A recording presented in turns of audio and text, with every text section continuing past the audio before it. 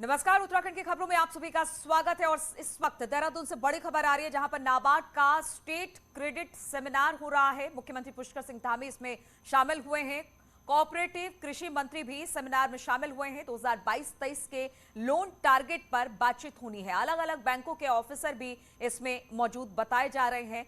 तो हम आपको बता दें, देहरादून में टारगेट पर चर्चा हो रही है। 2022-23 को लेकर नाबार्ड का स्टेट क्रेडिट सेमिनार है, जिसमें मुख्यमंत्री पुष्कर सिंह धामी भी शामिल हुए। कोऑपरेटिव कृषि मंत्री भी सेमिनार में मौजूद रहे। 2022-23 के लोन टारगेट पर चर्चा हो रही है। अलग अलग बैंकों के ऑफिसर्स यहां पर मौजूद है।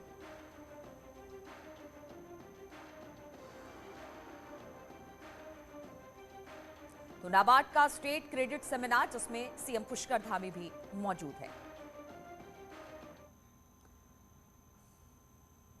और सीएम पुष्कर सिंह धामी ने आज कोविड वैक्सीनेशन को लेकर मीटिंग बुलाई है। मीटिंग में 15 से 18 साल तक के बच्चों के वैक्सीनेशन पर चर्चा होगी। शाम 6 बजे सीएम हाउस में इस बैठक को रखा गया है। वैक्सीनेशन को लेकर यह मीटिंग बेहद अहम मानी जा रही है, क्योंकि कहा यह जा रहा है कि अब बच्चों के वैक्सीनेशन भी जल्द लगेंगे। इसके लिए किस तरह की तैयारी है, इसको लेकर सीएम हाउस में आज शाम 6 बजे एक बैठक मुख्यमंत्री ने बुलाई है।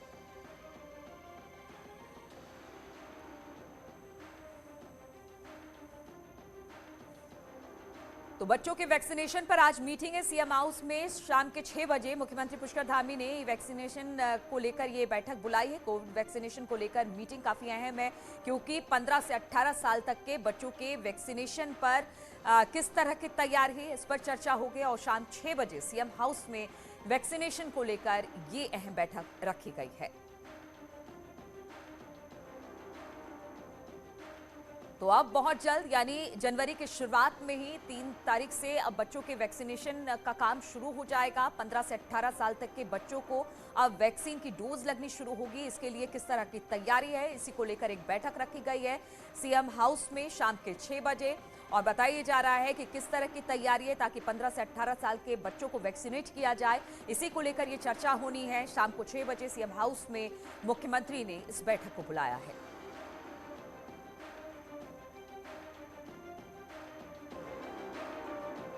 तो बच्चों को अब वैक्सीनेशन बहुत जल्द लगने वाली है। इसके लिए रजिस्ट्रेशन भी शुरू हो गया है। और अब 15 से 18 साल तक के बच्चों का वैक्सीनेशन का काम भी शुरू होना है। साल की शुरुआत में, यानी कि जनवरी महीने से ही इसकी शुरुआत हो जाएगी। और उत्तराखंड में इसको लेकर किस तरह की तैयारी है, इसको लेकर एक मीटिंग बुलाई गई है। 15 से 18 साल तक के बच्चों के वैक्सीनेशन पर चर्चा होगी। शाम को 6 बजे सीएम आवास पर ही इस बैठक को बुलाया गया है, ताकि वैक्सीनेशन किस तरह से बच्चों को दी जाए, इसके लिए क्या तैयारी है, इस पर चर्चा होनी है।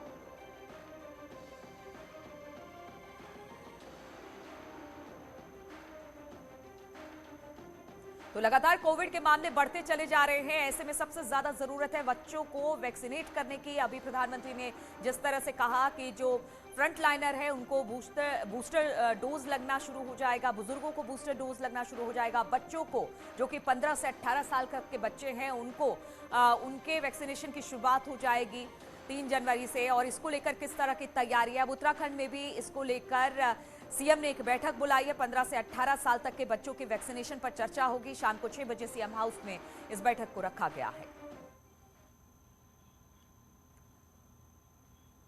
और कोरोना एक बार फिर से डराने लगा है। राज्य में गुरुवार को कोविड के 59 नए मामले सामने आए, जिसमें देहरादून में 25 और नैनीताल में 12 नए केस सामने आए हैं। कुल एक्टिव केस अब 255 हो गया है। नैनीताल की बात की जाए तो नवोदय स्कूल के 11 बच्चे इस वक्त कोविड पॉजिटिव पाए गए हैं। साथ ही स्कूल के प्रिंसिपल भी कोविड की उनमें पुष्टि हुई है। सभी को स्कूल में ही आइसोलेट कर दिया गया है। 496 छात्रों के कोविड सैंपल भी लिए गए हैं।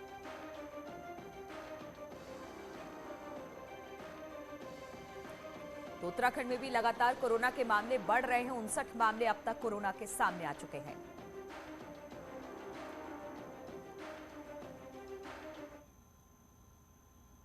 और देहरादून से बड़ी खबर आ रही है। यहां पर ईयर एंड पार्टी पर ओमिक्रॉन का साया अब मंडराने लगा है। मसूरी नैनीताल में लागू रहेगी पाबंदियां।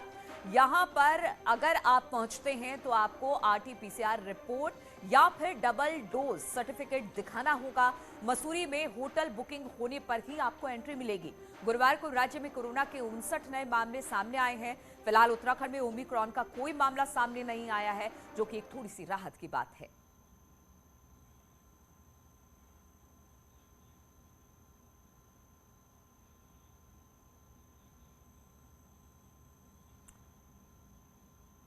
और हम आपको बता दें कि आज सीएम आवास पर एक बैठक होने वाली है। 15 से 18 साल तक के बच्चों को किस तरह से वैक्सीनेट करना है, इसको लेकर बैठक रखी गई है। दीपांकर इस पर और अधिक जानकारी के साथ जुड़ आए हैं। दीपांकर, काफी अहम बैठक है क्योंकि साल की शुरुआत से ही अब बच्चों को, जो कि 15 से 18 साल की उम्र के हैं, उनको टीका लगना शुरू होगा। तो क्या इसको लेकर ही कि किस तरह की तैयारी है ये बैठक?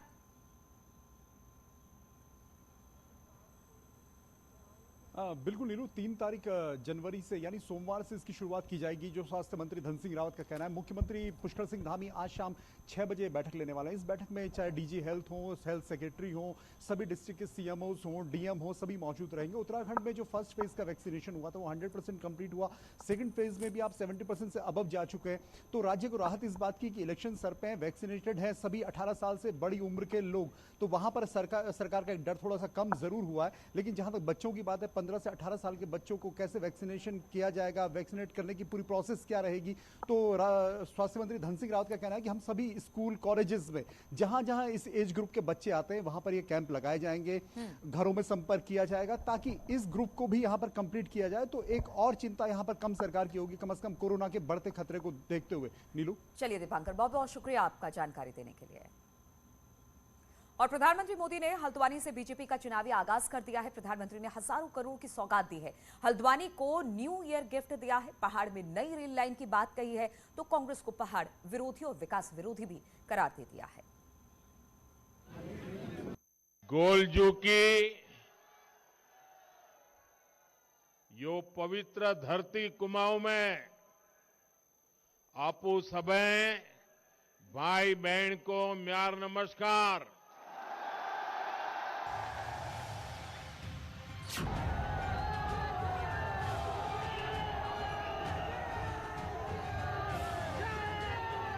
कुमाऊं के द्वार में प्रधानमंत्री नरेंद्र मोदी ने कुमाऊनी बोली में कुछ ऐसे ही बीजेपी के चुनाव अभियान का शंखनाद कर दिया।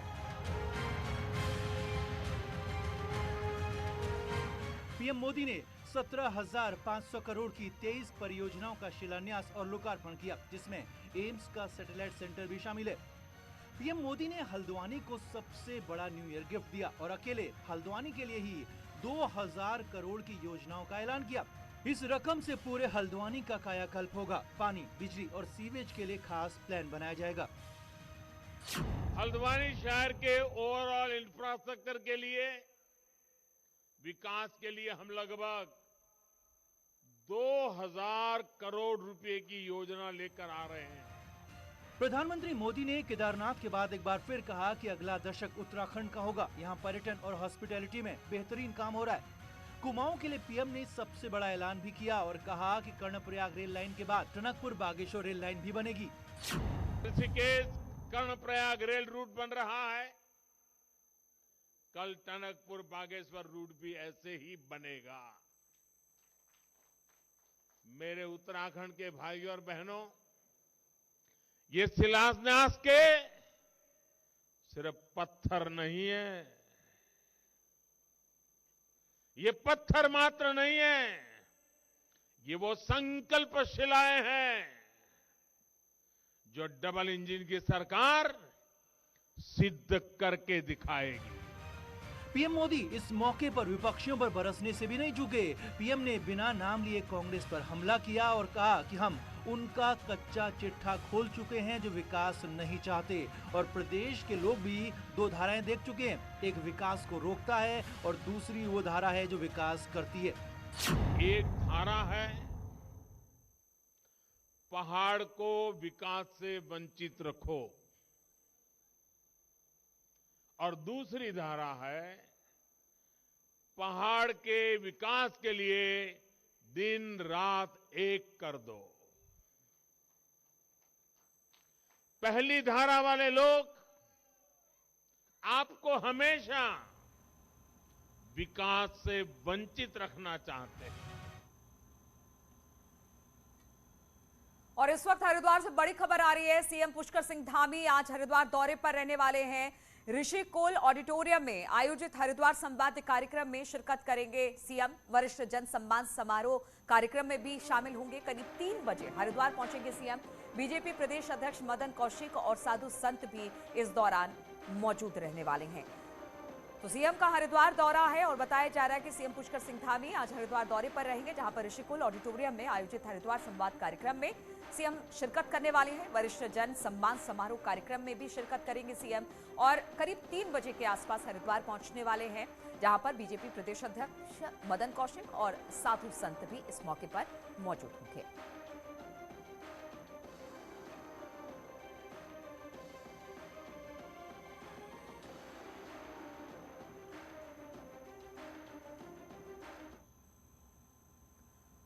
और हम जैसा आपको बता रहे थे कि नाबार्ड के कार्यक्रम में सीएम शिरकत कर रहे हैं, आइए सुनते हैं उनको।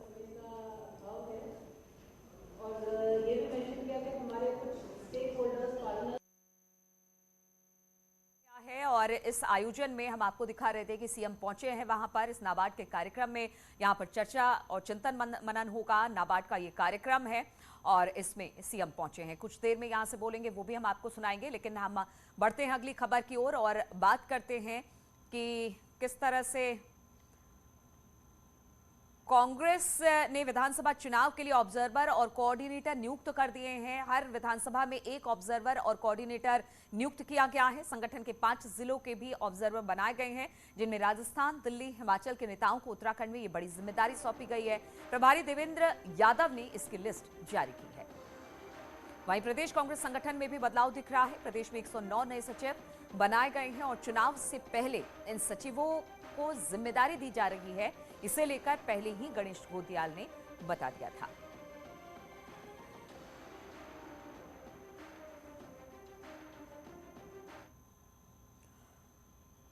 और कांग्रेस नेता यशपाल आर्य का रुड़की के मंगलौर में कार्यकर्ताओं ने जोरदार स्वागत किया और इस दौरान यशपाल आर्य ने बीजेपी पर जमकर निशाना साधते हुए कहा कि बीजेपी दलित विरोधी सरकार है। जो योजनाएं कांग्रेस सरकार ने दलित समाज के लिए बनाई थी, बीजेपी उसे ठंडे बस्ते में डालने का काम कर रही है।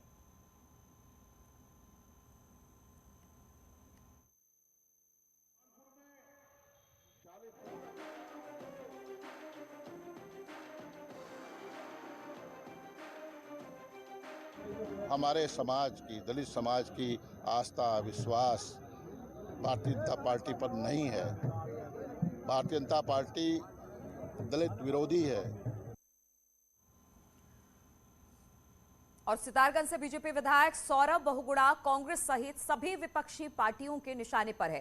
कुछ दिन पहले पूर्व सीएम हरीश रावत ने विधायक सौरभ बहुगुणा पर निशाना साधा था और उनके कार्यकाल को निराशाजनक बताया था। वहीं कांग्रेस नेता नारायण पाल तो कहते हैं कि जो सड़कें बनाई गई वो एक बारिश में नहीं झेल पाई। इसके साथ ही कहा कि जो घटिया सड़कें बनाने वाला ठेकेदार बीजेपी का है और क्षेत्र की समस्याएं उठाने वाले नौजवानों पर मुकदमे दर्ज किए जा रहे हैं।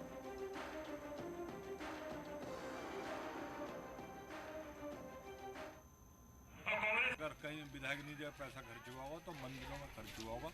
अरे स्कूल में लगाओ, डिग्री कॉलेज में लगाओ, टेक्निकल शिक्षा में लगाओ।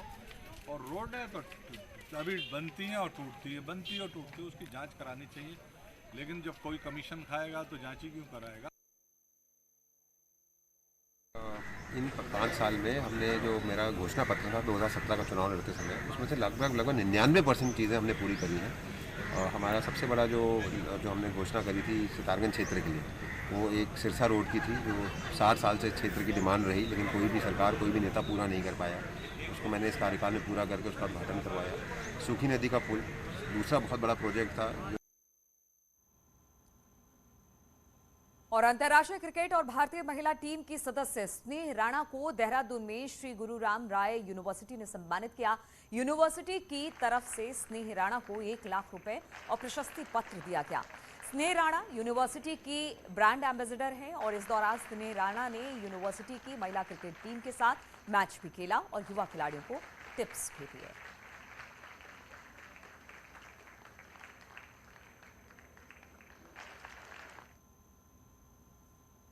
और रुकेंगे यहां पर छोटे से ब्रेक के लिए, फौरन लौटते हैं।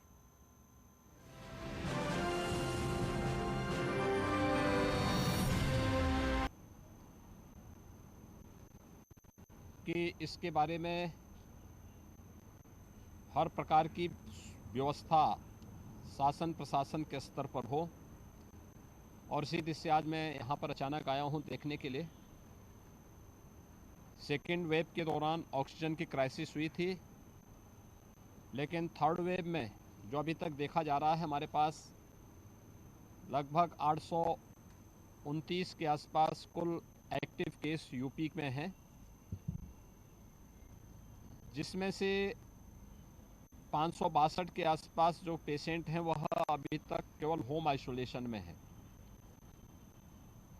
माइल्ड है और वायरस कमज़ोर हो रहा है, लेकिन संक्रमण, क्योंकि कोरोना की सबसे पहली वह है कि संक्रमण तीव्र होना, तो संक्रमण की दृष्टि से इसमें सतर्कता और सावधानी अत्यंत आवश्यक है।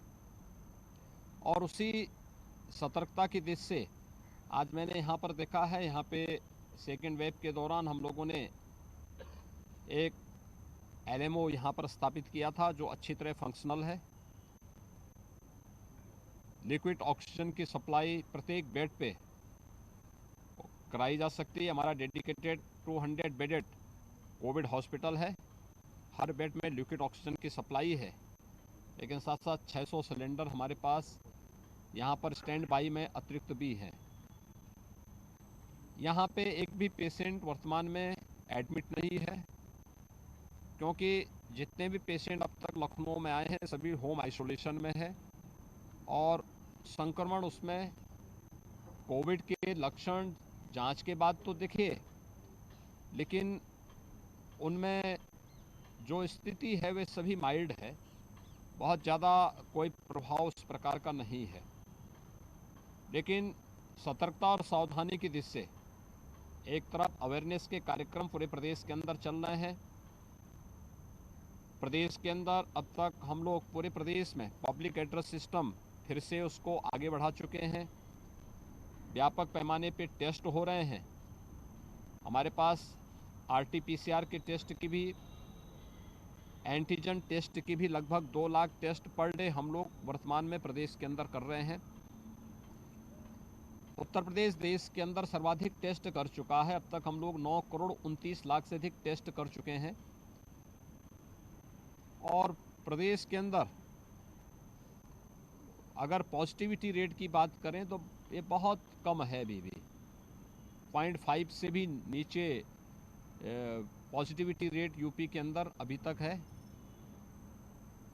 उत्तर प्रदेश ने वैक्सीनेशन के अभियान को बहुत तीव्रता के साथ आगे बढ़ाया है।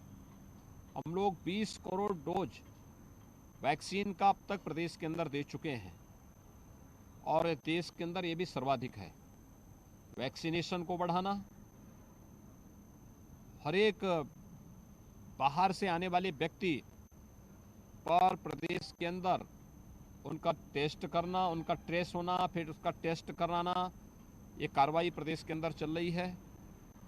नाइट कर्फ्यू रात्रि 11 बजे से लेकर प्रातः 5 बजे तक प्रदेश के अंदर पहले ही लागू हो चुका है।